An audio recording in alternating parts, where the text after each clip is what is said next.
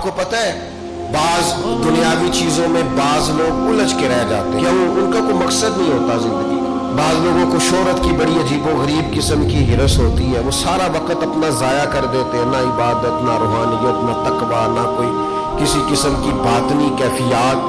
بس میں بھی ہوتا ہوں، میرا بھی ایک نام ہوتا ہے، ساری زندگی ضائع ہو گئی۔ اپنے لیے کوئی بہترین مقاصد تلاش کریں۔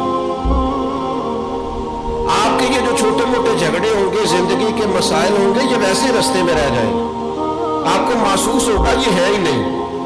لوگ جدوجہد کرتے تھے، صحابہ چلتے تھے، میلوں کا سفر، مہینوں کا سفر ہوتا تھا، پیروں میں چھالے پڑ کر ٹوٹ جاتے تھے اور زخم بن کر ٹھیک ہو جاتے تھے، پر ان کا سفر جاری رہتا تھا۔ بڑے زخم لگے، بڑے زخم ٹھیک ہوئے، پر وہ سفر جاری ہے۔ اپنے مقاصد کا تعین کریں۔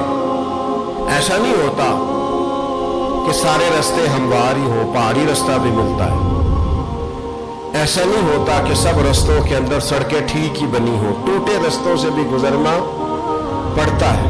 ایسا نہیں ہوتا کہ ہر جگہ طبیعت آپ کی ٹھیک ہی ہو، بیماری اور تکلیف کے وجود کے ساتھ ہی آپ کو آگے بڑھنا ہے۔ پر شرط یہ ہے کہ کوئی مقصد دل میں ہو، کوئی لگن ہو، کوئی تڑپ ہو، کوئی خاص مقام ہو، آپ کا کسی طرف بڑھنے کا ذوق ہو۔ میں دیکھتا ہوں ہمارے یہاں بہت سارے لوگ ہیں دینی دنیاوی کام کرنے والے، لیکن کوئی خاص مقصد نہیں ہوتا، اس کے پیچھے کوئی ترجیحات بڑی نہیں ہوتی، اس کے پیچھے ان کے کوئی بہت بڑا فلسفہ کار فرما نہیں ہوتا۔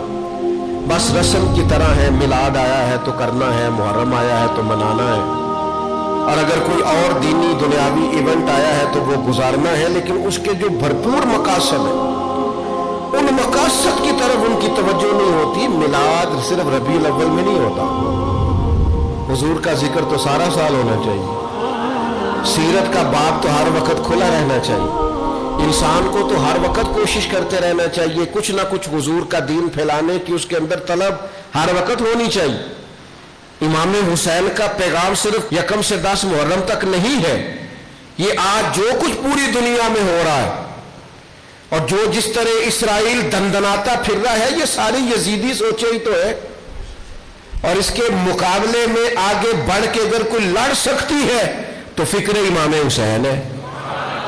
جو کچھ آج پوری دنیا میں ہو رہا ہے، اگر ہم نے اپنے بچوں کو صحابہ کی وہ جدوجہد سکھائی ہوتی، امام حسین کا فلسفہ بتایا ہوتا، تو کبھی بھی ہمیں کسی اور ڈیبیٹ کی ضرورت نہ رہتی۔ یہ خود بخود بتاتے ہیں کہ اصل حق کیا ہے، اصل میں آگے بڑھنا کس طرح سے ہے، لیکن ہم نے سمجھا ہے کہ 4-5 دیگوں سے امام حسین کا ذکر مکمل ہو جاتا ہے، ایسا نہیں ہے۔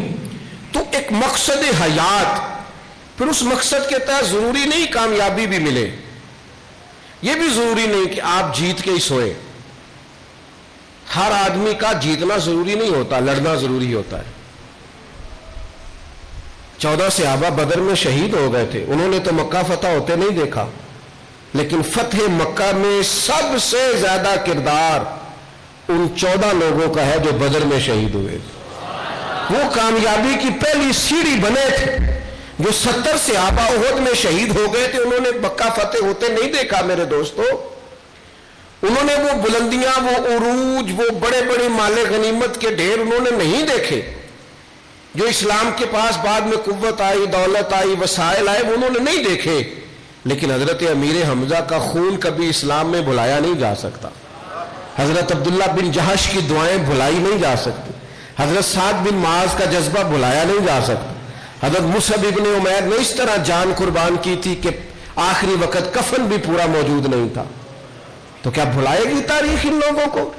اسلام کا جھنڈا پورے طور پر پوری دنیا میں اس طرح سے لہراتا بظاہر نہیں دیکھا، لیکن ان کی قربانیاں بھلائی جا سکتی؟